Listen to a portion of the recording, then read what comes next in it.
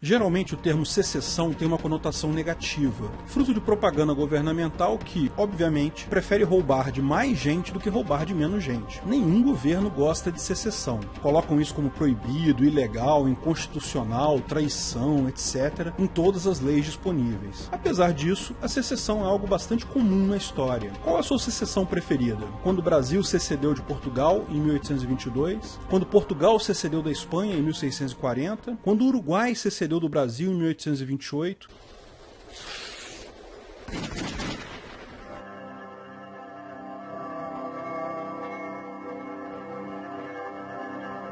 A questão é, secessão ajuda o anarcocapitalismo?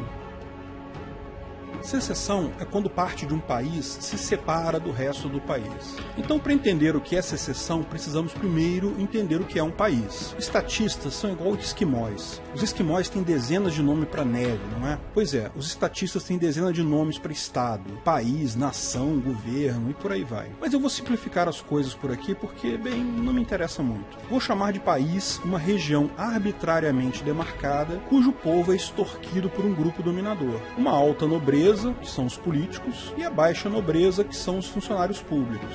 Vamos tentar entender o que é um país com alguns exemplos. A Escócia é um país? Bem, sim e não. Sim, ela tem o nome de um país, o parlamento, tem leis que só valem lá, mas na verdade ela faz parte de uma entidade supranacional chamada Reino Unido. Isso quer dizer que ela não pode fazer qualquer coisa que um país faz. E a França? A França é um país? Bom, a maior parte concorda que sim, mas não é tão claro assim não, porque ela faz parte de uma entidade supranacional chamada União Europeia. Muitas coisas que outros países podem fazer, por exemplo, emitir moeda, ela não pode fazer. Os Estados Unidos, vocês sabem, surgiu da união de 13 colônias inglesas na América do Norte. Nesse sentido, ele também não é um país, mas é um condomínio de países. New York, por exemplo, é um país em muitos aspectos. Tem várias leis que valem lá, mas não valem no país vizinho de New Jersey. Esse condomínio tem um nome, federação. Opa, os estados brasileiros também formam uma federação, não é? Então cada estado já seria um país? A República do Rio de Janeiro já existe? Infelizmente não. Em política, o mesmo nome nem sempre significa a mesma coisa.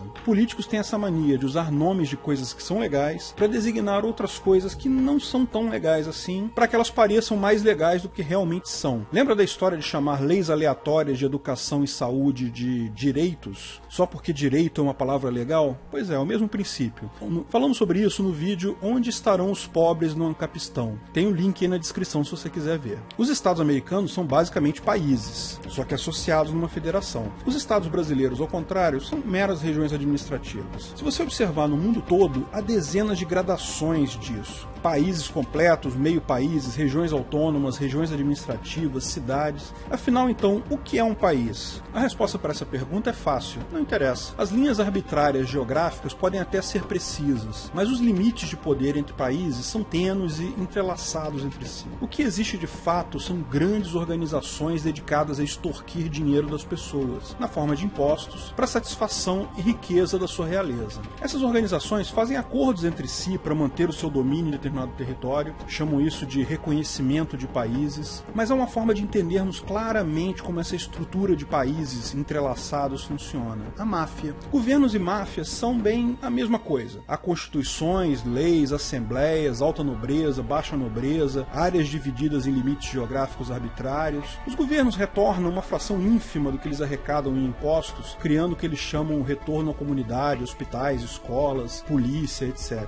Mas pega lá o orçamento de qualquer estado. O grosso dos gastos são despesas de pessoal, previdência e privilégios diversos da alta nobreza, os políticos, e da baixa nobreza, os funcionários públicos. Da mesma forma, a máfia dá presente para os pobres, paga tratamento de quem precisa, algumas distribuem gato net de graça aqui no Brasil. Dar uma esmolinha de volta é uma grande tática que governos e máfias usam há muito tempo para manter o rebanho tranquilo. Enfim, é tudo igualzinho. Basicamente, a função de ambos é extorquir o máximo de dinheiro possível das pessoas que moram naquela região. Mas isso é uma operação complexa. Se você cobra 0% de taxa de extorsão, você não ganha nada, evidentemente. Aumentando a taxa, aumenta o que você recebe, óbvio briga de novo. Mas isso não aumenta para sempre, porque se você cobrar 100% de taxa de extorsão, ninguém vai trabalhar. Ninguém trabalha para não ficar com nada do dinheiro. Então você volta a extorquir R$0. Essa é a famosa curva de Laffer, e ela vale tanto para governos quanto para máfias. É uma tarefa complicada para a máfia descobrir qual é a taxa ótima de extorsão, aquele percentual que você ganha o máximo de dinheiro do rebanho de gente que você extorque.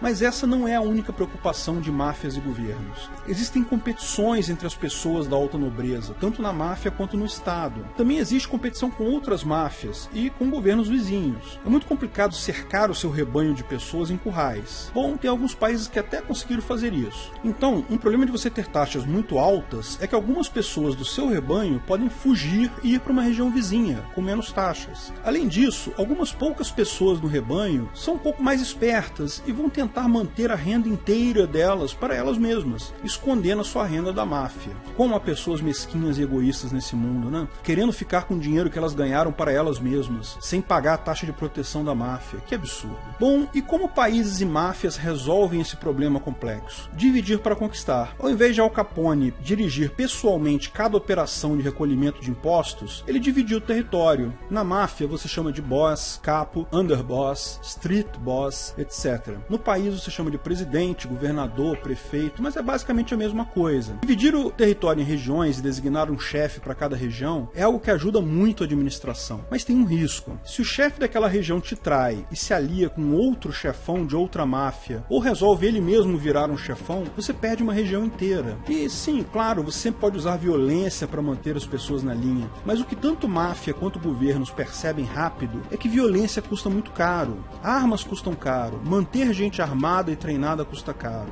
Quando você mata um monte de gente, você perde bons recursos, tem que formar outro underbosses. Além disso, há sempre o risco da sua força armada se virar contra você. Já aconteceu muitas vezes. Veja, dominar pela força é um custo enorme e um risco enorme. Pode até ser feito, mas se tiver um outro jeito um pouco mais barato, que tal se, ao invés disso, você der liberdade para esse subchefe, para ele cobrar algumas taxas para ele mesmo, ficar com uma parte da sua grana? Se ele tiver liberdade, você consegue gerir isso melhor, a sua grana continua entrando e você tem agora um subchefe feliz, que você não precisa se preocupar com ele. Só que a região do subchefe ainda é muito grande. Ele tem o mesmo dilema e ele prefere também dividir em sub-regiões. Então governos e máfias criam essa árvore de dominação, em que cada nó da árvore arrecada taxas, repassa para o nó superior uma parte e fica com a outra parte. Exatamente assim que funcionam máfias e países. Captar recursos para si e passar uma parte para os superiores. O que muda só é o grau de força que cada nó tem nessa árvore, ou seja, quanto por cento da taxa ele mantém para si mesmo e quantos níveis que existem. Nesse sentido, o que significa secessão? Tipicamente é um subchefe se tornando um chefão, criando uma nova máfia. A princípio, não muda muita coisa para quem está lá embaixo, para quem é meramente dominado, explorado pela máfia estatal. Mas se existem menos níveis de sanguessugas na fila, há uma chance do roubo ser um pouco menor, certo? Mas essa matemática não é direta por dois motivos. Lembra que os governos vivem de explorar ao máximo a sua população.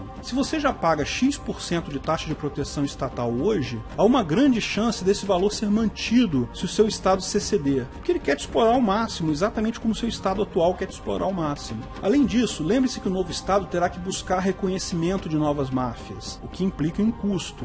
Isso quer dizer então que secessão não faz diferença para o anarcocapitalismo? Bom, não é bem assim. Nós já mencionamos no vídeo quais serão as fronteiras do Ancapistão, link aí na descrição, que os países em si vivem em um Ancapistão entre eles. Se cada pessoa for um país, nós viveremos todos no Ancapistão pleno. Se traçarmos um gráfico então do tamanho dos países pelo grau de liberdade, sabemos que no limite de países pequenos, no limite teórico em que cada pessoa é um país, teremos a liberdade máxima. É o que se chama de autossecessão. Você faz a sua secessão do Estado. Mas não é claro como esse gráfico se comporta para o outro lado. Se observarmos exemplos históricos, até mesmo cidades-estado pequenas como Esparta e Atenas tiveram governos excessivamente repressores. Há contra-exemplos disso. Por exemplo, a Liga Hanseática, que foi uma associação de cidades entre os séculos XII e XVII, de cidades onde hoje é o norte da Alemanha, mas que incluiu várias cidades até no Mar Báltico, na Suécia e a City de Londres. A City de Londres é uma cidade independente dentro da Grã-Bretanha. Ela tem mais liberdade do que a Escócia e a Irlanda do Norte. A gente falou um pouco sobre a City no vídeo Para que servem as associações profissionais. Novamente tem o link aí embaixo. Essas cidades eram totalmente independentes na Idade Média. Eram geridas por guildas, que são associações profissionais. Tinham um alto grau de liberdade econômica e social na época. E uma força tão grande que até hoje a City de Londres é independente na Inglaterra. O prefeito da City de Londres é escolhido pelas guildas. Que eu saiba, é o único lugar no mundo em que empresas votam para prefeito. Sim, as empresas sediadas na City de Londres votam para prefeito. Repare que há um certo padrão entre comércio e liberdade, né? Estados pequenos não têm alternativa que não seja liberdade econômica e o comércio. Visto que, se as condições não forem boas, é muito simples para os cidadãos simplesmente se mudarem para outro estado vizinho. Portanto, a secessão, apenas pela secessão no nível de um estado, não ajuda muito ao anarcocapitalismo, porque as estruturas de dominação continuam intactas. A secessão ajuda o anarcocapitalismo se for uma secessão de ruptura, um estado se cedendo e abandonando todas as instituições anteriores, forças armadas, polícia, judiciário sendo extintos. Mas isso é improvável. Outra alternativa seria a secessão como um movimento contínuo, ou seja, secede-se hoje um estado brasileiro, visando mais adiante seceder novamente regiões dentro desse estádio, cidades, até áreas cada vez menores. Esse sim é um caminho viável, até porque o novo estado vai estar mais suscetível a secessões em seguida. Quanto menor o estado, maior a chance de liberdade.